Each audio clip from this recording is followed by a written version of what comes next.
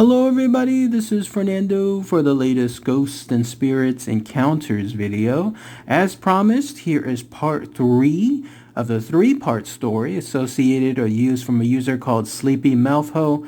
They're from the reddit.com website. They're from the subreddit called Real Ghost Stories. They basically had 3 parts that they made on their entries. One of them was involving encounters with some of their family members. The other one involving paranormal encounters with themselves. And in this case, finally, the much alluded whisper incident that this user has been teasing throughout the other 2 parts. Definitely a good read. If you haven't had a chance to see those videos, I'll include the links for them below. Usually when it comes to the Reddit website, the stories there are pretty short and sweet, but this one is definitely long and detailed. So it was definitely a breath of fresh air when it comes to that stuff. And in this case, for part 3, they've aptly titled it as The Whisper Incident. So let's go ahead and let's share all this information here, and then I'll give my own thoughts and opinions on it afterward. I had a lot of fun when I was reading this information for the first time from this user for this 3-parter, so I'm glad to see that others are mentioning that as well. And I'd love to hear what your own thoughts and comments are below. So here's what they stated. March 2020. This time sucked for everyone because of blank, but for me it was made even worse by my mom suddenly and unexpectedly dying. She did not die of blank, but from a gastrointestinal hemorrhage that was probably completely preventable had she not been so scared to go around hospitals with blank spreading so rapidly. Anyways, she passed away on a Saturday night. My brother Michael was still underage at this time, so my husband, our 2 kids, and I moved to my hometown indefinitely to take care of him and the rest of my siblings less than 24 hours after my mom died. At the time, my daughter Elizabeth was 3 and my son Oliver had just turned 1 a week before my mom died. At first, nothing out of the ordinary was happening. The ghost had been pretty quiet over the past few years. The only thing in recent memory that had happened was my husband hearing something walking up the same stairs from previous stories when he was in the house alone, but again, nothing major. The first big thing that happened after my mom passed was in May. I have narcolepsy and have to take naps pretty much daily. When I nap, I am upstairs in my room, which used to be Luis's room, and we swapped when I was in high school, and so I was there alone. On this afternoon, I was laying there getting ready to fall asleep when I heard a very distinct voice whisper excitedly in my ear, "Mommy." My back was towards the voice, so I turned around, fully expecting to see my daughter, but I was alone. I thought about it a second and just said, "Oh, okay, it's ghosty," and then fell asleep. My first thought was that maybe since mom was gone, she saw that I was a mom now and was going to latch onto me as she did my own mom. Though I was still afraid of the ghost, we almost regard her as family in our house, and we already assumed she would start acting up again when my mom died, so I was fine with her latching onto me if she needed to. That may sound crazy, but that's just the way it is in our house. After I woke up from my nap, I told Luis about the voice calling me mommy. If you recall, Luis is the one who was tormented by the ghost as a child, so she understandably freaked out. She was worried about Elizabeth because Elizabeth was the same age that Luis had been when it happened to her.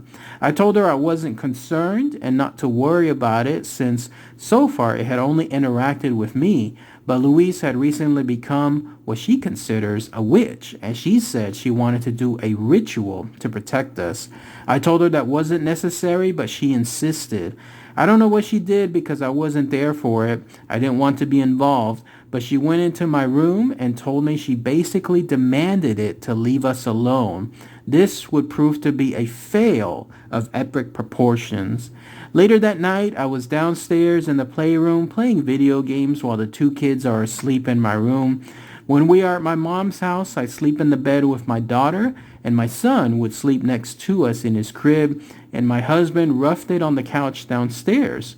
We have a video monitor that we still use to this day, 21st century technology for the win, and would have it directed at Elizabeth on the bed. As I'm playing, I hear Elizabeth start crying out for me.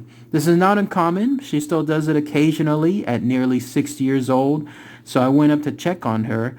What was abnormal, however, was that she stopped crying before I got to her. I stood at the top of the stairs to listen to see if maybe she fell back asleep, but instead I hear her talking. I knew immediately what it was. I quickly opened the door and saw Elizabeth sitting upright in the bed, facing the direction I heard that voice earlier. She calmly says that she was talking to Whisper, but it was just a dream. She sleepily plopped back down and was asleep pretty fast. I knew this wasn't a dream, so I angrily texted my sister saying, "You effed up. Now Elizabeth is talking to it." The name Whisper is important, not because the voice whispered to me before, but because Whisper is a character from my show that my daughter used to watch called Yokai Watch. What is important is that Whisper looks like a stereotypical ghost. I believe that Elizabeth saw this thing and called it what she understood, a ghost-like object equaling Whisper from Yokai. Elizabeth was speech delayed, so talking was still relatively new to her, and we had never mentioned the ghost or ghosts in general to her, so this would be a completely foreign concept to her and as a child, and I think she tried to make it make sense as best as she could. But back to the story. The next morning, Luis and I started talking in private about what happened that night before. She was pretty frantic and went to apologize to the ghost, and this time begged it to leave Elizabeth alone. She figured since the ghost was here before us, and probably on this land long before any house was there, that she didn't have a right to demand it to go away and leave us alone. So she begged it to forgive her and not to punish us for what she did. We continued to keep this type of talk away from Elizabeth. We hoped it would stop, and we did not want to influence her experiences. We wanted what she told us to be completely natural and not jumbled up with our own experiences. I am now crying a lot because this is where blank hit the fan. Had to take a break. So the day after Luis tried to apologize, Elizabeth hadn't complained of anything new. The way my mom's house is set up is 3 stories, the bottom with the den, then the middle with the kitchen and playroom, and the top with the bedroom, plus an attic above that, but I mean at least living areas. My husband was down in the den on his computer, Oliver was napping, and Elizabeth was in the playroom. There was a safety gate that stopped her from roaming around the house, and since my husband was close by, I decided to take a quick shower upstairs. I let him know where I was going, and he said he would go up with her when he finished what he was working on. I said cool, and then went upstairs. I was getting ready for the shower when I hear Elizabeth crying for help. At first, I think she is just being extra because she notoriously doesn't like being away from me. But as I listened, something in her voice told me it was legit. I leave the bathroom, and from the top of the stairs, I can see down into the playroom. I see Elizabeth pressed against the gate as far away from the playroom as she could be, and she is still crying for help. I go to her and she cries that Whisper is here and points behind her. Then she frantically covers her eyes and says, "It's just a dream. It's just a dream," over and over. I looked her in the eyes and said, "This is not a dream. It is real, but Auntie Luis and I are going to protect you." And I picked her up and took her to Luis's room, where I told Luis what happened. Elizabeth, understandably, didn't want to be away from me much anymore, but after she went to bed for the night, we contacted Norma, my mom's old psychic friend who previously communicated with the ghost, and asked her for insight. The night after we saged the house, Elizabeth woke up again. This time I was already in the bed with her, so I watched as she got up and walked across the room. She walked to a random corner and just stood there for a while, not scared or crying, just quiet and staring at the corner. After a few minutes, I called her back to the bed with me and she went to sleep. The next day, I moved back home with my husband and his family. Regardless of saging the house, I promised Elizabeth I would get her out of there, and I wanted to know how she felt mattered, so I stayed true to my word. I left days after my brother turned 18, and for a few weeks she was scared to go to sleep and asked if Whisper was going to come over to our house as well, but I always assured her he was gone and wouldn't mess with her again. I brought Sage just in case, but eventually Elizabeth forgot about Whisper entirely, something I am so thankful for. We have gone back to my mom's house for holidays and events, and she has not experienced anything else, but Ghosty has been quiet for years at a time, so there is no telling if it will start again. My sister Lee just had a baby, and I'm definitely interested to see if anything happens as he gets older, but I hope it isn't like what happened to Elizabeth. Elizabeth has not had any more experiences with spirits or mediumship things that I am aware of, and has no memory of what happened in my mom's house. I will tell her one day when she is older, but for now, this is a chapter in our lives that I want to keep firmly closed. And then that's it. That's part 3, everything that this user, Sleepy Melfho, mentioned in their ending here. Pretty interesting stuff, right? Let's go ahead and let's talk about that here. First off, all those blanks that I was mentioning earlier, it's not because it's like a bad word or a cuss word. It's because it's a word that just can't be said on YouTube anymore. For lack of a better term, it's that big event that has happened since March 2020 that has impacted everyone. So I'll leave that to your imagination. But yeah, YouTube bans that word, so that's why I couldn't say it here. But otherwise, here you have a situation involving the main user, the mom, and then in this case, this ghost, Ghosty, or now known as Whisper, latching on not just to that mom, but also the mom's kid, Elizabeth, because apparently it's feeling, lonesome, like it had a previous latch on to the mom that died, but now in this case it's moving on to someone else. And in this case it was there, everything was going fine. The ghost D seemed to have like a situation where, as the user mentioned, it wasn't scary, it was just something that they almost tolerated, another member of the family, in other words, but at the same time they knew that something else could happen if they were pressed wrong. And sure enough, that looks like what happened.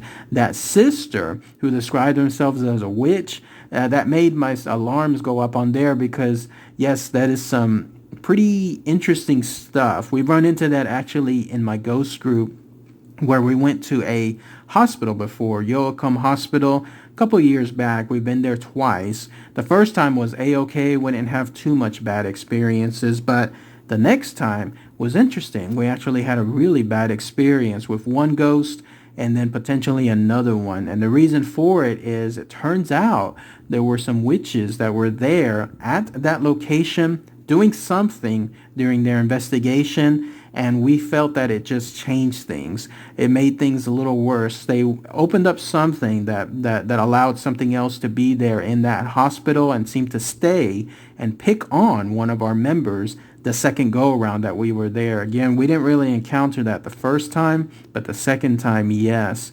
And so once we heard that reason why, it kind of made sense. And so hearing this information here adds more, I guess you could call it, proof to that. Here you had a situation where that sister was trying to do something helpful, but it ended up actually making things worse.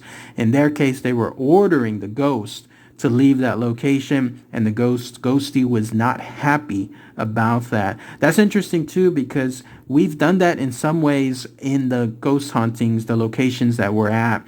We don't order ghosts around. Number one, you don't do that. But we do tell ghosts not to follow us when we're leaving. It's almost like telling a dog, I hate, putting that type of example, but it's the closest thing that I can mention here.